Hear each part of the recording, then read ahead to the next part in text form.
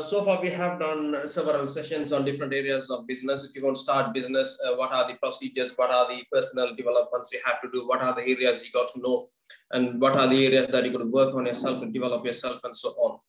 And tonight, I'm moving this business area towards the branding part of it, the sales part of it, the marketing part of it, the promotion part of it, standing out in the market, because the lifeline of a business is sales. If you don't sell, you have to shut your business and you have to leave the market. If you don't do the sales, you don't get any revenue. So no revenue, no business. Business means revenue. Business means pumping money from the market into the bank.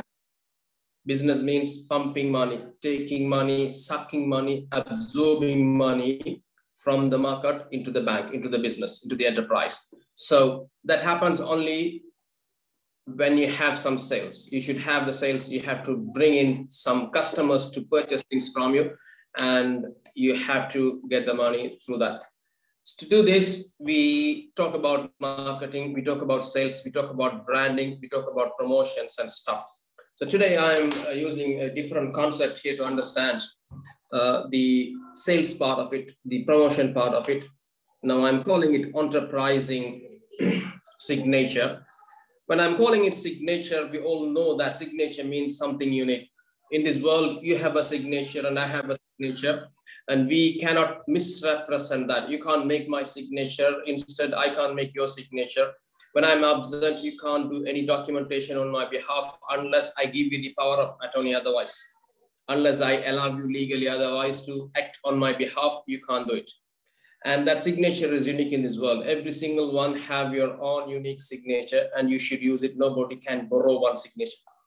The same thing applies. I'm calling it here, every single business that has a signature, every single business. If you talk about Apple, they have a signature. And if you talk about Amazon, they have a signature. If you talk about Tesla, they have a signature. If you talk about McDonald's, they have a signature. In other words, they have something unique, because we can clearly distinguish, we can clearly identify these kind of companies and the brand from the competitors in the market. That is what I'm calling here, this signature. You only have it, nobody can borrow it, nobody can use it. If they use it, that becomes illegal maybe. You may be liable to pay for that usage of it. So it is very important in the market to stand out within this competition. If you are a restaurant, there are so many restaurants out there. If you don't stand out of that crowd separately, specifically, uniquely, then you become a commodity. You become a commodity. You become something that anybody can buy. You become like salt. You become like sugar. When you want to buy some sugar, there is no different branded sugars in the market, I would say. If you want to buy some salt, again, there is no branded salt. There may be, but we don't look for brands. We just say, can I have some salt, please? That is how we buy, because those are all commodities. There is no branded name for them. There is no standing out strategy for those. But I'm talking about something here tonight that if you want to be a business, you got to be different from all the other people. They sell the same thing as you do. So let's have a look at it. To do this, to understand this concept, I wanted to discuss two different things in here. Number one is the business we are talking about is unique. It has a signature. And the person who runs the business, he also has the signature. It also has a signature. If I exemplify that using an example, if you take Richard Branson's company is Virgin Group. He has so many companies, but I'm taking just one example here, Virgin. That is his business. And Richard Branson is a brand and Virgin is a different brand. They both work together to get the brand unique and to get the customers to buy. So I'm talking about the personality today. Every business has its personality. Let's say, if you take Amazon, Amazon has Jeff Bezos. If you take Microsoft, Microsoft has Bill Gates. If you take Facebook, Facebook has Mark Zuckerberg. If you take Tesla, Tesla has Elon Musk. So every business has an owner, has a CEO, has a manager, has a boss. This boss has a brand, and this company also have a brand. This boss has a brand, this company also have a brand. Now, tonight's topic is about how to brand yourself, how to get yourself stand out in the market so that you can sell something for your customers. To understand this, I have to bring in certain examples in here. The number one message I just want to convey you tonight is this. We all know this incident that took place in 2003, I would say. There was a sister, twin sisters. One is Ladan, the other one is Leila Bijani. Both of them were born with the core joint in the head, Iranian sisters. They were born in Iran. One lady, one girl or one female, her name is Ladan, the other one's name is Leila Bijani. Now, these twin sisters were living together because there's a core joint in the head. If Leila wants to go somewhere, Ladan has to accompany her. If Ladan wants to eat something, Leila has to be together with her until she finish eating something. And nobody, either of them could do anything on their own. One has to do something, the other one has to support. Otherwise, they could not complete any of those work. With this kind of condition, they were living together like this for 29 years. 29 years. Until they're 29 years old, they were together. And finally, they made a decision to go for some operation to separate this core joint. And they finally went into the operation in Singapore. And the doctors, no hospital in the world gave any guarantee. And they know that they were taking an unwanted risk because that was how they were born, but they still wanted to be separate. And there were press conferences before that, and people in the press conference, they asked those sisters that, what's the reason why? Why do you want to take this risk? Because there's no medical guarantee to make this operation a success, but why do you want to take this risk for? The statement they made were this is a thrilling, poignant statement. They said, we would rather die as individuals than live without an identity. Twin sisters, they both said the same statement together. They said, we don't mind dying, but we can't live together anymore. The reason is, these two individuals, they are from the same parents. They were born at the same time. They were from the same material. They were both sisters, both females, and they have the main part of the body. I mean, the brain is connected together. Though that is the condition, these two ladies have different taste. Ladan, she wanted to be a lawyer and she wanted to play with others. She is more of an extrovert. And the same sister explained about the other sister. She said, my other sister, she wanted to be a journalist and she wanted to play games, computer games, and she is more into introversion. So look at these differences in between these two sisters. Both of them are from the same mother, same father, twin sisters. Everything is almost the same. Same material has been split into two lives, though they have different identities. And what happened finally?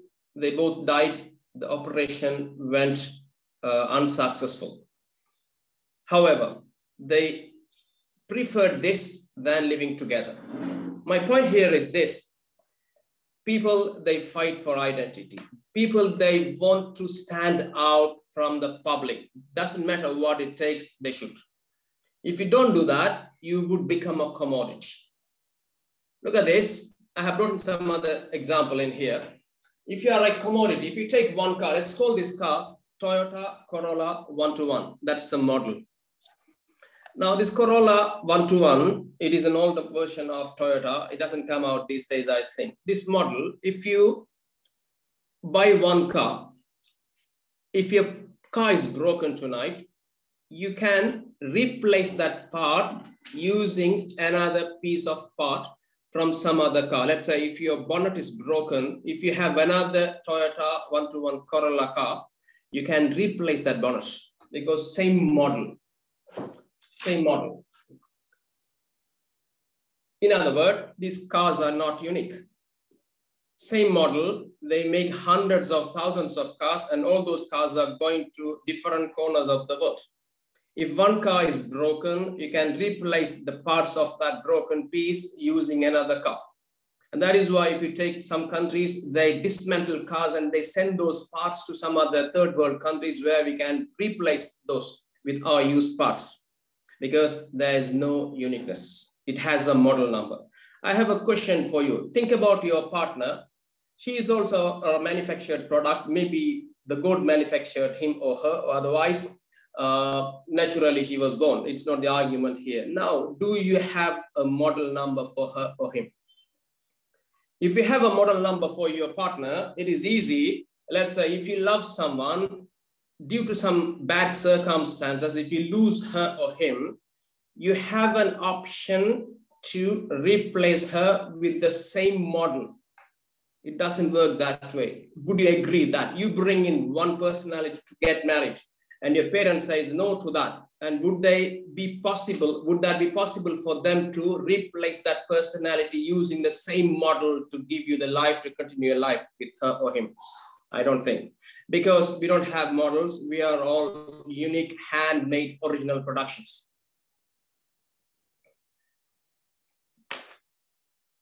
An example, furthermore, we know Steve Jobs, a unique personality. And how many of you know this guy here downstairs, Danish Ritchie? How many of you know?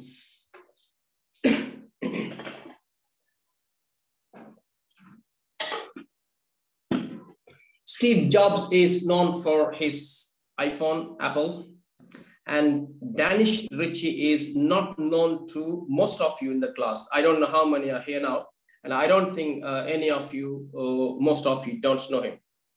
He is the father of C programming language, and he is the man behind Linux operating system. And it is an open source, people, they use it a lot. Now, these two guys were into IT. Steve Jobs passed away. 6 days later, Danish Ritchie passed away as well. When Steve Jobs passed away, there was a big ha-hoo, and every single year we remember that anniversary, death anniversary of him. And nobody remembers Danish Ritchie. But the problem is Steve Jobs is nowhere if you don't have Danish Ritchie, because Steve Jobs, all the operating systems, all the iOS, all the apps, everything is based on C++. So Steve Jobs cannot exist unless Danish Ritchie existed. But the question is, where is Danish Ritchie? Who is this guy? Most of us, we don't know. Why do you think it is? Now, if these two guys come to the market to get some people to work for them, all of us want to work for Steve Jobs, not to Danish Ritchie. And if these two guys, both of them come to the market to sell something, most of us want to buy from Steve Jobs, not from Danish Ritchie. This is the problem here. Now, Danish Ritchie is a failure in an identity crisis. He did not develop him as a powerful brand the way Steve Jobs developed himself. Steve Jobs managed to develop his personal brand. When people buy from Apple, they feel like they're buying it from Steve Jobs because there's an association. Steve Jobs is a personal brand, but not Danish Ritchie. When somebody buys things from Linux, they buy from Linux, not from Danish Ritchie. That is what I feel. So where do we make mistakes? We are all unique personalities. We all love to be unique, and we all have certain specialties. The others cannot meet that with. The others cannot match it with. However, we fail to get use of those unique qualities, and what we do, we copy the others and try to become like those people. That is where the crisis takes place. Now, these days, if you take this branding, there are two types of branding. Number one is the corporate brand, and the other one is the personal brand. Earlier days, people, they used to buy from big corporations. And now it is moving towards personal brand. People, they feel like buying things from personals. If you take these brands in here, SAP, software company, Red Bull, Puma, Nivea, McDonald's, Marlboro, Hugo Boss, Mercedes-Benz, H&M, Apple, BMW, and all of these companies, apart from Apple, nobody knows the owners of the other brands. We only deal with the brands in here. We deal with Red Bull, we deal with Nivea, we deal with McDonald's, and nobody knows who those guys behind these successful brands. This is what we call the corporate brands. SAP is a corporate brand. Red Bull is a corporate brand. Nivea is a corporate brand. McDonald's is a corporate brand. It's a business brand. It is not a personal brand. However, if you take these guys, David Beckham is a personal brand. He can sell many things. He used to sell many things for people. When he promotes something for some companies, people feel that they're buying from David Beckham. And Priyanka Chopra, a big, powerful brand. Big, powerful brand. When you buy something that she sponsors, she touches, the celebrity touch, we call it. People, they feel that they're buying something from Priyanka Chopra. If you take downstairs here, Michael Jackson, he is another personal brand. Everyone knows, you know, I know, and he already passed away in 2009. However, his name is still existing. People, they want to deal with him. That is what the personal brand is about. And when we are talking about some charities, the powerful brand that comes in mind is Mother Teresa. Powerful personal brand attached to charity work.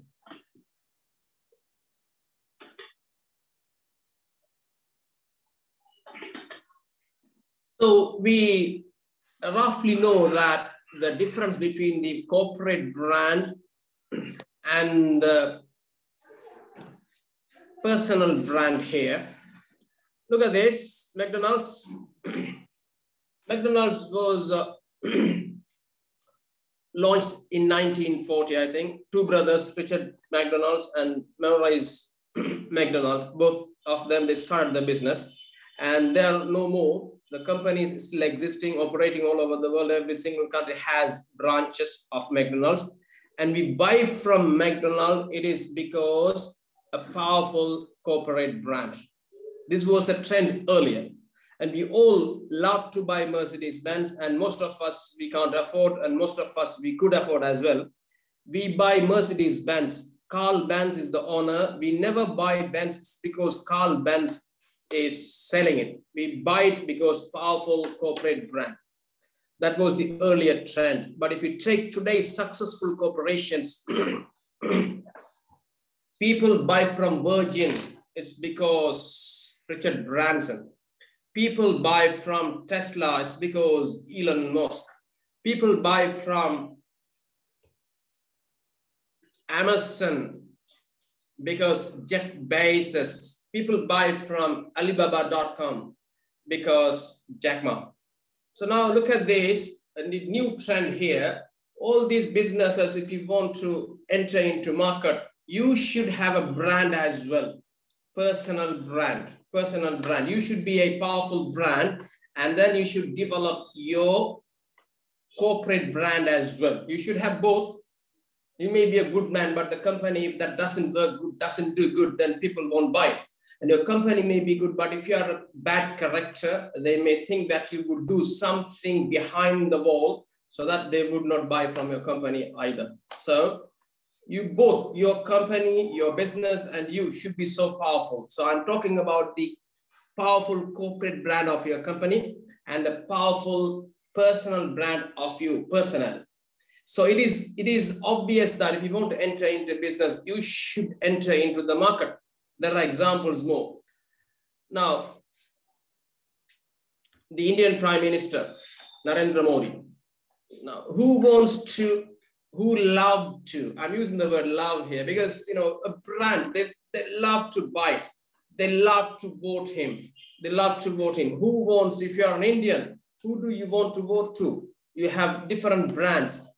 If you are a Pakistani, you have different brands to vote to. If you are a British, then you have different brands to vote to. If you are a South African, then you have different brands. So here, if it is in politics, again, politics is the business, by the way, there also we have brands so that people pick powerful brands. They select powerful brand. They pay their votes. They cast their votes. This is what we call the personal brand. So the statement based on the discussion we have had so far is this: people buy from personals. People, they used to buy from companies, but now they buy from personals. They don't buy from Amazon, but they buy from Jeff Bezos. They don't buy from Tesla, but they would love to buy from Elon Musk. So people buy from personal, and people refrain from buying from personals as well. If they love you, they buy from you. If they hate you, they refrain from buying things from you. Doesn't matter how powerful your brand is, doesn't matter how good your company is, doesn't matter how visible your company in the market is. And if you're having a bad reputation, if you're having a bad brand value, and you would experience a sales amount on that based on it. So again, the message, you have to be very careful about your personal brand than the business brand. Every single person we talk about, we have so many uniqueness. So tonight, as I said before, we are talking about developing your personal brand first. So I get you a couple of strategies here to develop your personal brand first, then move to the corporate brand. So naturally, you have certain uniqueness.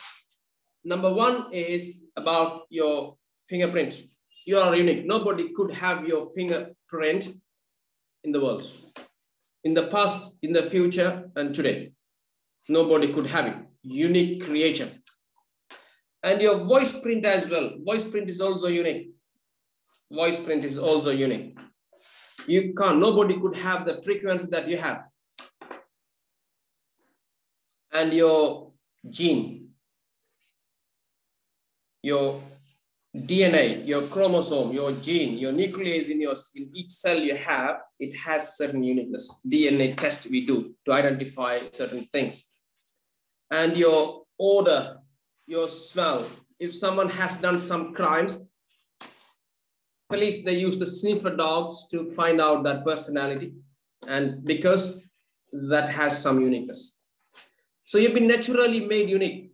Why do you want to be a copy of someone? If you are a copy of someone, look at this. What happens? We have the original Shah Rukh Khan here, and we have the duplicate Shah Rukh Khan on the other side, opposite it. And I don't know how many of you love him. There are so many people they love. How many of you would love to hug this duplicate one?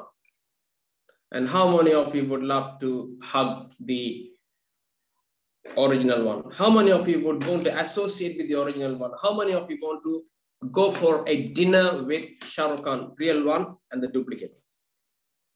So it is obvious, again, I'm proving it, that be unique, develop your own brand. To develop this, there are certain strategies, and I discussed one tonight, or maybe a couple tonight, so that you can develop your brand.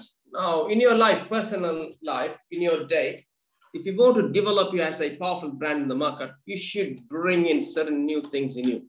If you bring in certain things, let's say, in your market, wherever the market you work in, there may be some people, there may be some marketers, they're so powerful. There may be some lecturers, they're so powerful. There may be some lawyers, they're so powerful. There may be some singers, they're so powerful. There may be some hardware businessmen, they're so powerful. There may be some pharmacies and pharmaceutical companies, and the owners of them, they're so powerful. It's because they do certain different things specially than the others. So if you learn something unique, if you can do something unique than the others, you may become unique. It is possible. To do this, you have to engage in activities daily that I do, I practice myself, and I don't know you. So let me explain how I work. It may be useful to you as well. In your daily life, you engage in certain things. Now, let's say you may work on the Facebook to do some marketing, to do some promotions about you. You take a couple of your pictures and selfies and so on, and you post it on the Facebook because to promote it. That you do. And if you do this daily, you feel no problem with that. It is easy for you. and you have joy doing it because you never have any distraction, you never have any disturbances, you never have any technical issues, and you don't have any problem with that. Because that Facebook engagement, that Facebook activity is within your comfort zone. You are so comfortable doing it. And you know how to use Facebook here. And if you continuously use Facebook every day for years and years, you don't have any growth in you, but you only manage your expertise or develop your expertise in using Facebook. There are marketers, they use social media. Social media is multiple. There are different types of social medias they use.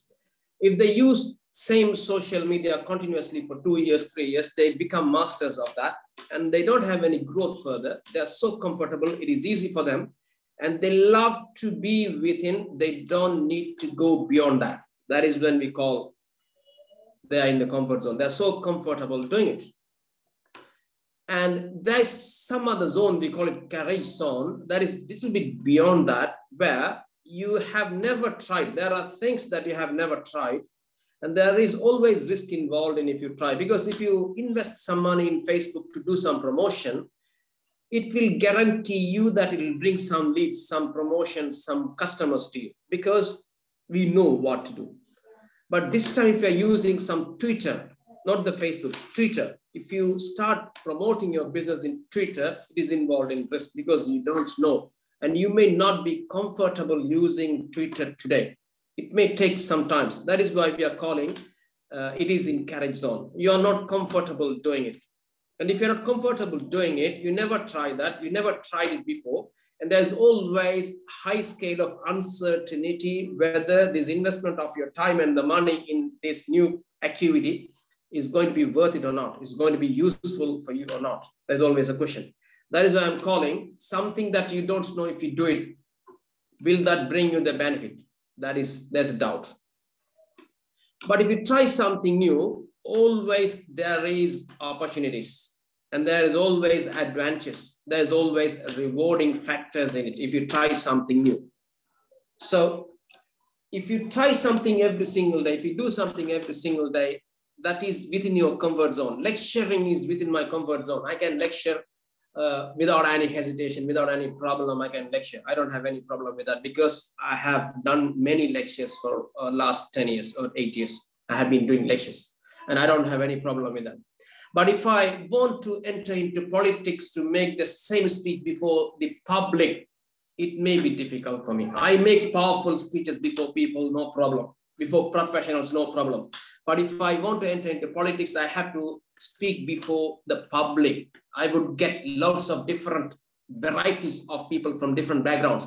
It may be risky. I would think that that is not going to work for me. But there is opportunity. If you can speak before people, before the public, you could get votes and you could be the prime minister or the MP of the country. There is opportunity. There's advantage. That is rewarding. But we don't do that because we are not comfortable doing it. So lecturing is within my comfort zone, and making political speeches, it is within my courage zone. So what I do, if I want to promote me from being a lecturer to be a politician, I have to enter into my courage zone and practice those speeches daily. The first speech will be something worse. Second will be a little bit better than that one. Third will be much better. Fourth, fifth, and so on. The last one will be the best out of all of those you made. After 5-6 speeches, after 5-6 months, or after one political election season, you would be a powerful political speaker. Meaning that political speeches will be within your comfort zone after one season of political speech practices. So what I suggest here is this. You are comfortable doing certain things. Then if you want to be a powerful political brand, you are a lecturer brand and you want to be a powerful political brand, you should make some public speeches before people. So what you do, you have to try those. You have to enter into the courage zone. If you enter into your courage zone, you would experience uncertainty. You would experience risk, but you would definitely go towards opportunities, rewards, adventures, and so on. So the strategy is, I'm having here the percentage-wise thing, 60% and 40%. Every single day engagement, whatever you do, every single day, you could do your comfort activities, your comfortable activities, 60% of them. If you do 10 things per day, 6 things of those you may do within your comfort zone, but the restriction condition is you should definitely do 4 things that you've never tried before. Otherwise, 4 things that you are not comfortable with. If you do it, you would bring those uncomfortable things within your comfort zone within 6, 7, 10, 15 weeks. Right? If I exemplify that in a different way, I'm a lecturer. I'm comfortable lecturing for any audience. I'm comfortable making speeches for any audience. Now I'm trying to be a politician, so I have to make speeches before public. To do this every single day, I have to do 10 minutes of presentation before certain public. I have to find a venue and I have to speak before them about politics, about the country, about the law, about all these things, whatever that is happening connected to politics. 10 minutes, 15 minutes daily. And after 2-3 months of daily courage zone engagement, you would bring that within your comfort zone automatically without your knowledge. So what happens? You become a political brand that way. These politicians, they started their life like this, like that. When they started their political career, that speeches before public was not within their comfort zone. They tried it, they erred, they failed, and they came up with, and they are masters now. Nobody could stop them. Nobody could sack them from politics. Nobody could put them away from politics. They die as politicians because that is within their comfort zone. They're so comfortable speaking before public to convince those people to make the votes for them. So in your life, where are you comfortable at? Work it out.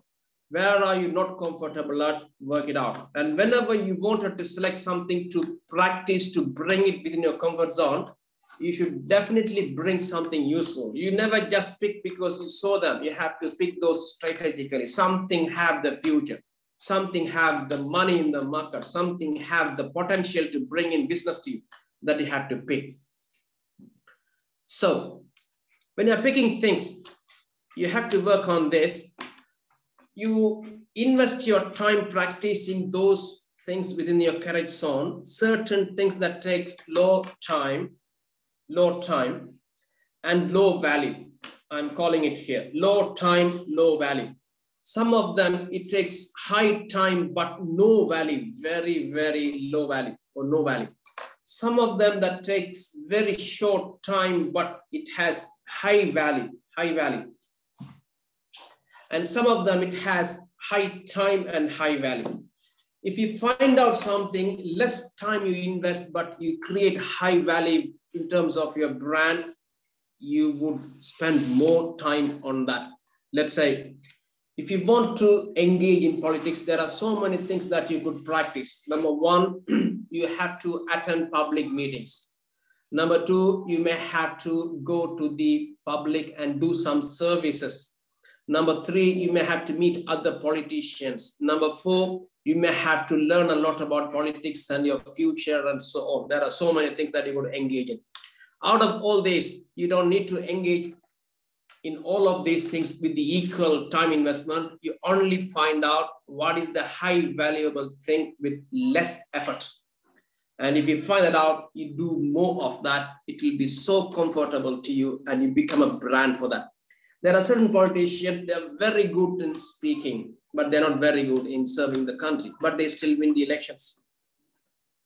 There are so many politicians that they're very good with people. They do what they promise and they can bring in the glory to the society, but they can't promote themselves to the society because they can't speak before people. So both of these are politicians and both of these people are in the parliament. So the guy who can speak well, he invests his time to bring that speech within his comfort zone. And the guy who is good, who is very good in dealing with people, he spends his investment in that one to get the votes. So you have to work out what are the areas that can bring in the high value with less investment. Most of us, we know as businessmen, as entrepreneurs, or as potential entrepreneurs, we all want to go with less investment, but high return. Less investment, high return. So less investment, here low investment,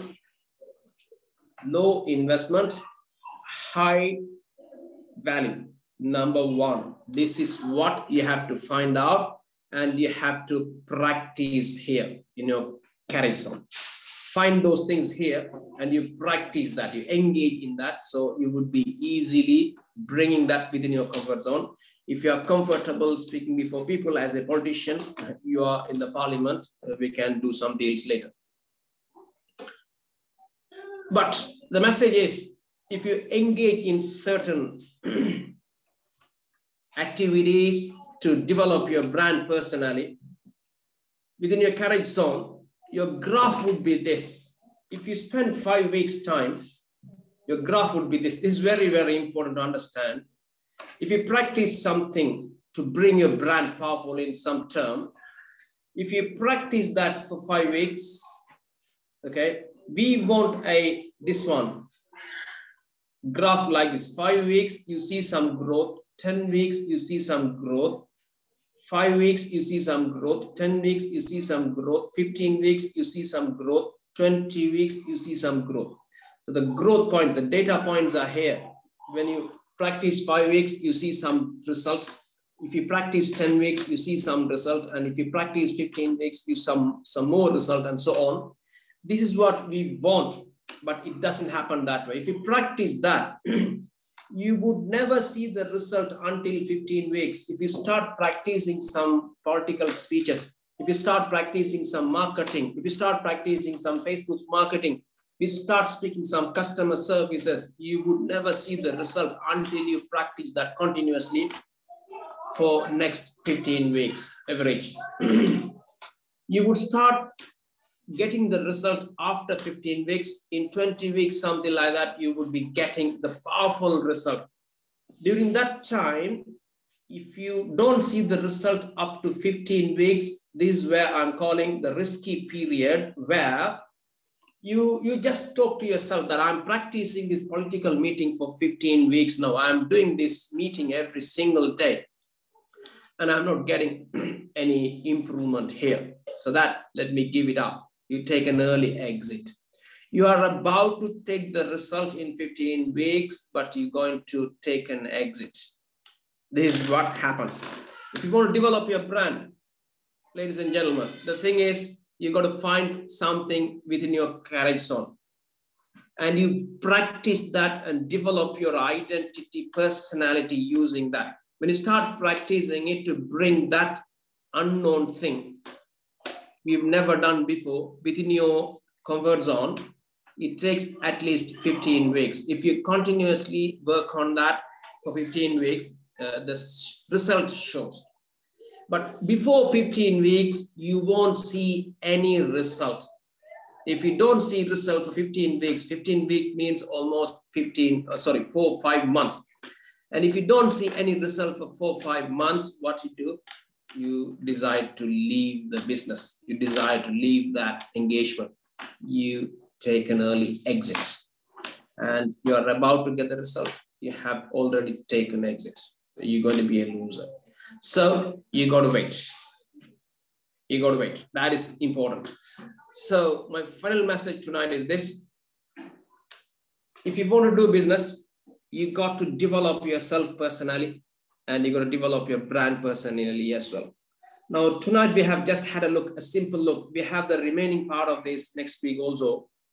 We are talking about visibility, how to become visible in the market as a businessman. You got to know, let's say if you go to your market, if you have some medical problem, if you want to meet a doctor, some doctor comes in your mind. There are hundreds of doctors in your city, but one doctor comes in your mind because he is more visible in the market than any others. And if you have some legal problem, some person's name, some lawyer's name, or one lawyer's name comes in your mind than others. It is because those lawyers are more visible in the market than the other lawyers. Because they are a powerful brand as a lawyer, they are a powerful brand as doctors. Right? So now this is what we call visibility. You are visible in the market visibility. How to become visible in the market, that's the next topic that I will discuss next week. So today we have just touched the importance of being a good personnel, a branded personnel before you start the business. Before you start the business, you got to be a powerful brand. You got to be a genuine man. You got to be a man that people could trust to buy things from you. That is number one. And number two is about the corporate brand that we will discuss later in the topic. There are things to follow. So I'll be discussing those later as well. So I think that is it from my end tonight. And thank you very much for joining me today. And I would look forward to meet all of you next Sunday. And that I think the COVID is getting worse. That's the message I'm not sure about. But anyway, be careful about.